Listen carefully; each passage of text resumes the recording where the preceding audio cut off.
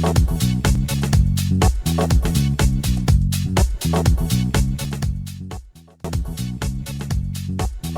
and welcome to the Access Web Express YouTube channel.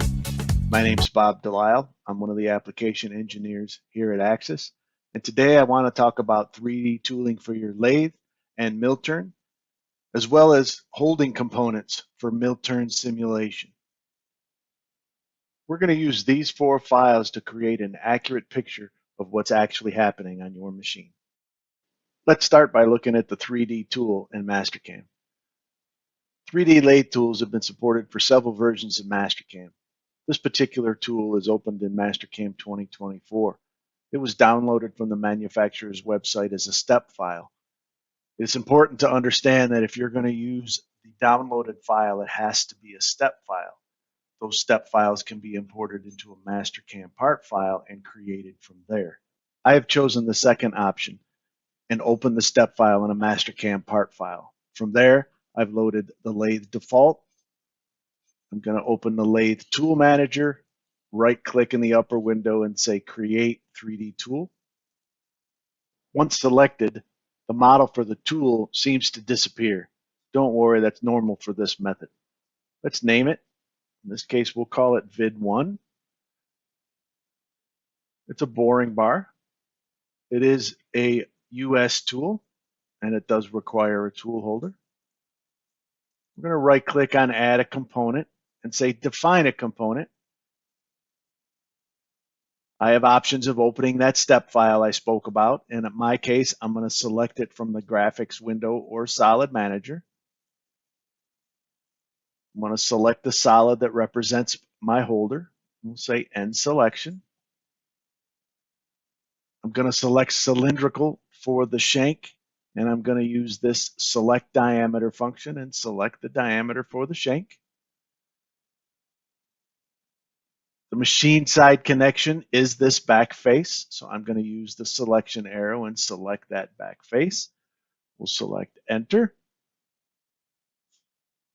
and select the green check mark. Once the holder is created, I need to add an insert. I'm going to right click on add an insert, define an insert. I'm going to use the same selection type from the graphics window, and I'm going to select that insert. Once that insert is selected, general turning is the process. The next tab is the cutting definition. Really all I need to tell it here is the corner radius, and for this insert I know that to be 2 thousandths. The next tab is setting up the mating.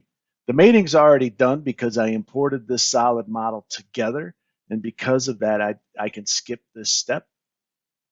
For my setup, my cutting plane, I need to tell Mastercam where to create the cutting boundary. And in this case, I'm going to use the top plane in Mastercam. So I'm going to select that. We'll hit the green check mark. And it starts to manipulate the geometry for the tool. In this case, it manipulated it upside down. And the reason it did that is because the up direction for the insert is backwards.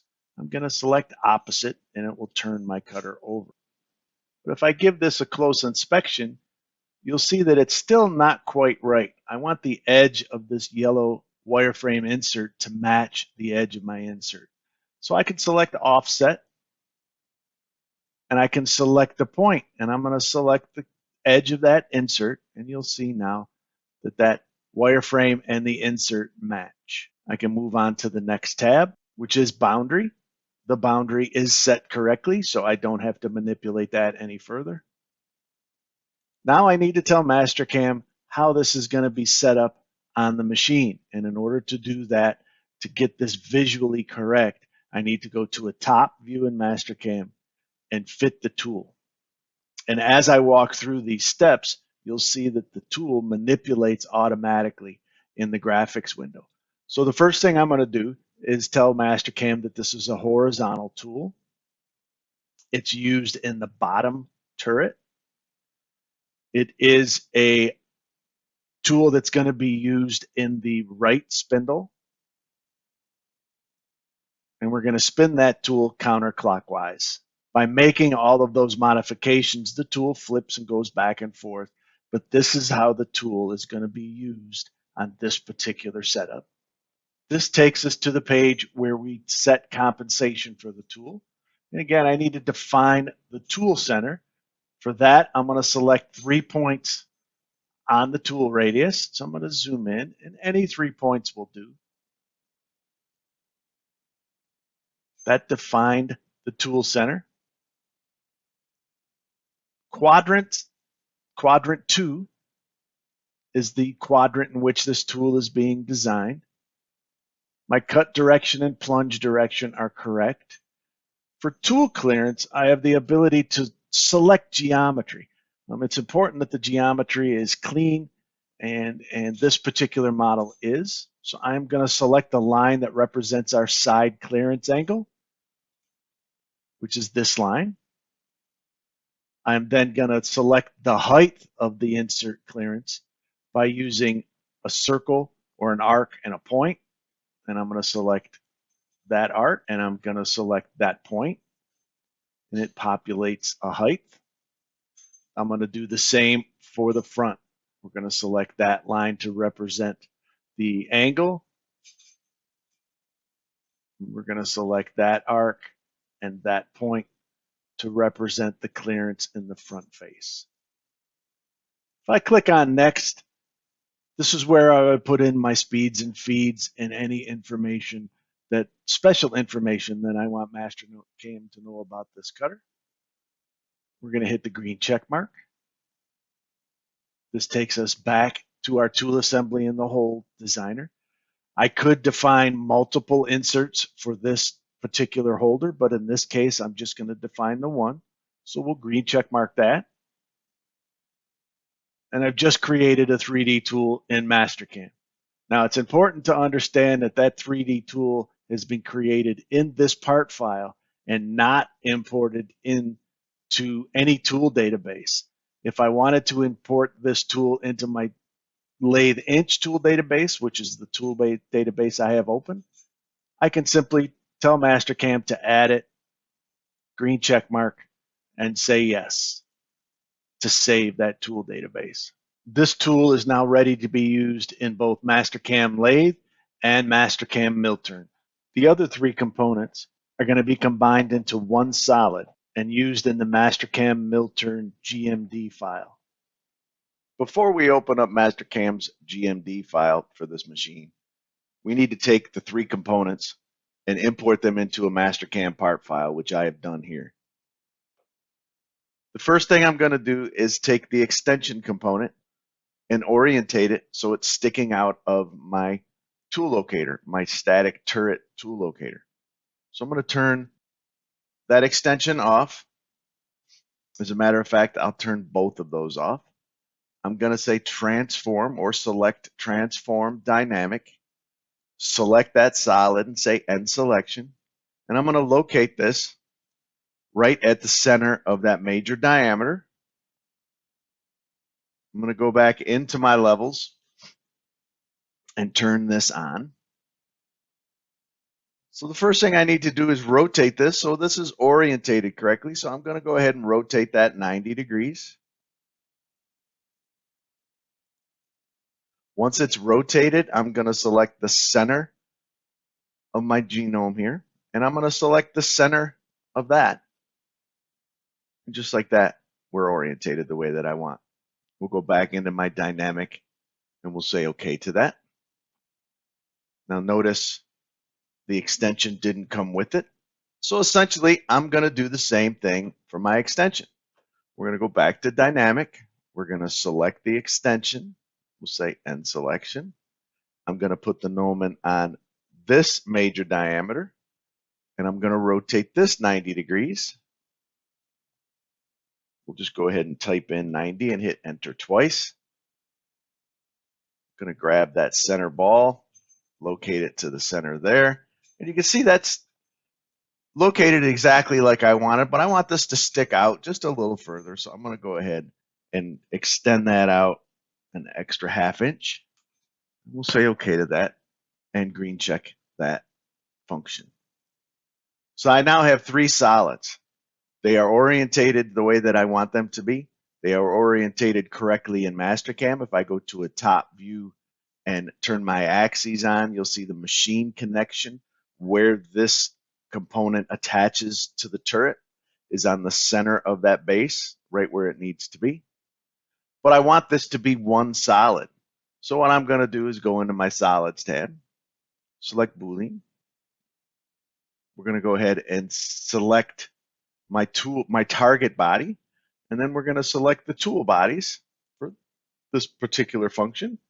We'll green check mark that, green check mark that, and you can see by my levels that I only have one entity. So this is now one solid component. And what I'm going to do is I'm going to save this into my components folder for this particular machine, so I can import it into, or more specifically, merge this into my GMD file later. So I'm going to go save as. I'm going to go to my desktop, and I am going to call this LT, which stands for lower turret, C6, right face.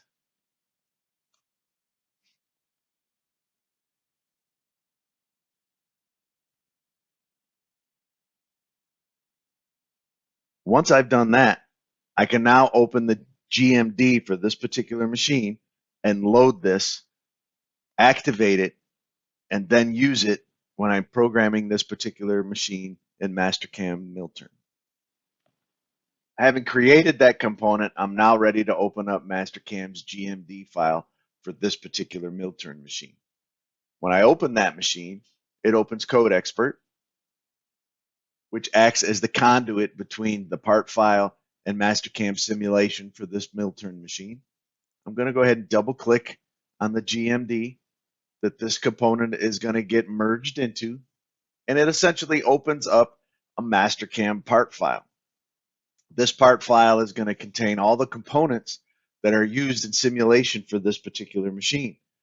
The chucks, the collets, the chuck jaws, the static holding components for both upper and lower turret, if that applies for this particular machine. Once the part file opens, the first thing that we see is a machine definition. That machine definition contains the upper and lower tool groups, chuck groups, collet groups for this particular machine. And we'll come back to this window. But the first thing I need to do is merge my Mastercam part file that contains our component. So we're going to go File and select Merge. We'll navigate to this component and merge this file. I'm going to say OK to that. And we're going to turn everything off except for that component. And again, if I go to a top view, you'll see that this is now orientated relative to the origin and Mastercam the way that it's supposed to be. It merged in at level 7000, which is what I want. It's separate from all of the other components. Once I have this in and I'm satisfied with it, I'm going to go back to that machine definition. Again, this is a lower tools group or a lower turret component. So I'm going to right click on lower turret. I'm going to say add component, and I'm going to select turning tool locator. I'm going to define that using a solid model. We're going to go ahead and rename this to LT-C6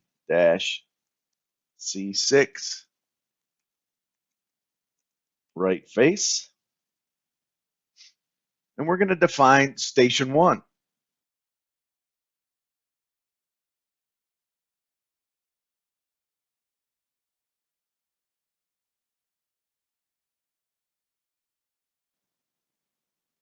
This is a right-facing tool.